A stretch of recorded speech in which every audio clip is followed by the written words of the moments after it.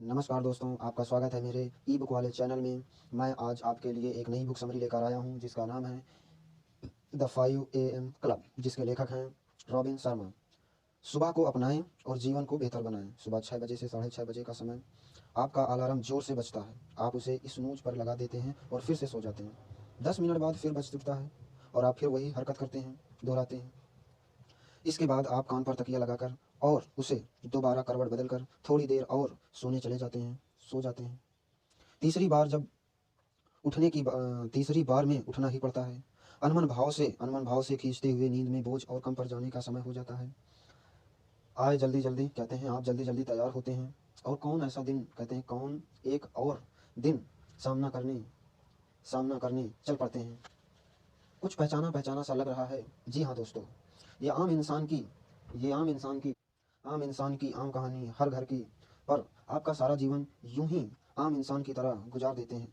हमारे दिमाग के पास असीमित बैंडविड्थ या कुछ भी सोख लेने की क्षमता होती है। अगर दिन भर अपने दिमाग को सोशल मीडिया, आसपास के लोगों की बातें, टीवी, रेडियो आदि से पूरी तरह से भर लेते हैं तो शाम ढलने तक हमारे दिमाग की असीमित क्षमता पूरी तरह से पूरी हो जाती है।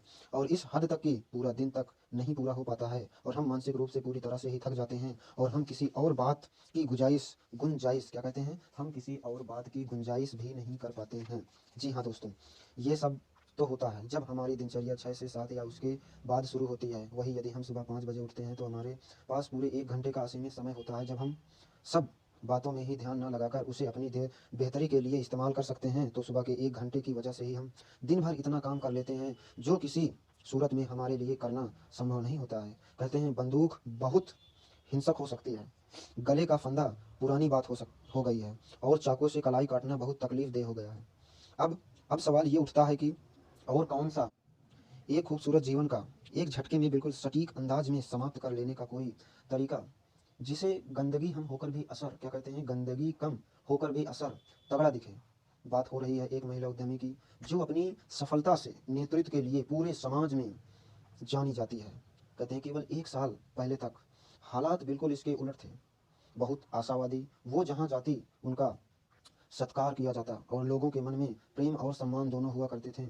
आखिर क्यों ना हो, 38 साल की उम्र में सफलता की ऊंचाई को यूं ही छू लिया। कॉलेज के कमरे में बैठे देखे गए सपने को सार्थक करने के लिए इंडी चोटी का जोड़ लगा दिया। पूरी मेहनत से शुरू की गई एक छोटी सी टेक्नोलॉजी कंपनी को सफल बनाने में कई कहते हैं कोई कसर नहीं छोड़ी। लेकिन आज समाज की स्थिति बदल चुकी है।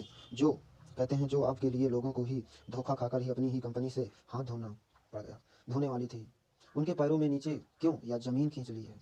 उन्होंने कभी नहीं सोचा होगा कि जिस कंपनी को खड़ा करने के में अपना आधा जीवन लगा दिया, उसे छोड़कर वो अब अपने लिए नौकरी ढूंढने की कगार पर आ गई। ये बहुत उनके लिए ही तकलीफ दे थी। वो बाहर से कठोर दिखाई तो पर कहते हैं भीतर से एक कोमल और प्यार करने वाला दिल धड़कता था। ऐसा उन्हें लगता था कि खुद उनकी जिंदगी ने उन्हें दिया हो वह इससे कहीं अधिक लायक थी। एक पल के लिए सोचा कि नींद की गोली की पूरी शीशी खाएं और हमेशा के लिए नींद की गोद में सो जाएं। इस तरह से उन्होंने इस दर्द से जल्द मुक्ति मिल जाएगी।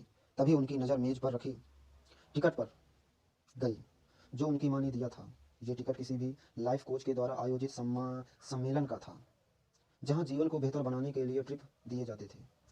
कहते हैं अक्सर इस तरह के नाटकीय सम्मेलन का मजाक उड़ाया करती थी। साथ ही उन लोगों का भी जाने की ज़रूरत महसूस होती थी। उन्हों उन्हें लगा था कि ऐसी जगह पर वहीं सब दोहराया जाता है जो हम पहले से जानते हैं। पर इस टिकट को देखकर वो सोच में पड़ गई। उसके सामने बहुत सारे विकल्प नहीं थे। तो वो इस सम्मेलन में जाकर कोई बहुत बड़ा सबक सीख आती और या लौट कर अपनी जान दे देती। आगे क्या हुआ? महान बनने का दर्शन एक विश्व प्रसिद्ध वक्ता को सुनने का निश्चय करती है। आइए सुनते हैं इस किताब के सारांश में आगे की आगे की कहानी। आगे की कहानी तो वह बहुत ही कमाल के वक्ता थे। उनके शब्द किसी जादू से कम नहीं थे।